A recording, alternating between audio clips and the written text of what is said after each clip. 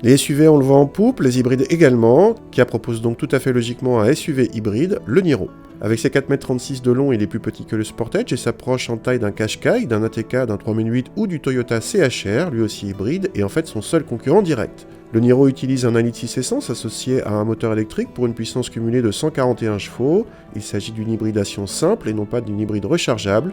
Le Niro reprend en fait le même groupe motopropulseur que la Hyundai Ioniq, y compris la boîte double embrayage. A l'intérieur, ce n'est pas la franche gaieté, mais la qualité de présentation est sérieuse. L'écran central tactile permet d'accéder à des menus typiques d'une hybride, comme les flux d'énergie. En revanche, contrairement à une Prius, on ne trouve pas la touche pour forcer à rouler à l'électricité seule. À l'arrière, l'habitabilité permet à 2 adultes de s'installer correctement, mais comme souvent, un passager central ne sera pas à l'aise. Le coffre déçoit en revanche par sa contenance limitée. Nous l'avons mesuré comme l'un des plus petits de la catégorie, rendant presque 200 décimètres cubes au 3008. Comme sur une Prius, on peut rouler à l'électricité seule, mais sur de courtes distances et à condition d'avoir le pied léger. Mais contrairement à la Prius, lorsque le moteur est en route, il ne mouline pas façon mobilette à la moindre sollicitation. La boîte double embrayage engendre des montées en régime normal.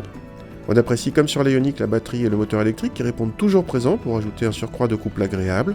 Côté châssis, le Niro est très loin du dynamisme des 3008 ou ATK, mais se veut avant tout confortable et reste sain en toutes circonstances.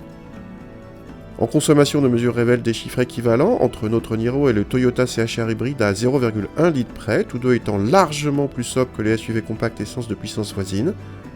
Mais le Niro se montre sensiblement plus performant que le CHR et plus agréable grâce à l'absence d'effet mobilette du japonais qui reprend la technologie de la Prius.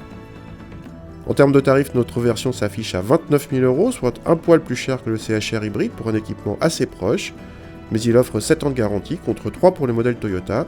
Le verdict est donc sans appel en faveur du Niro.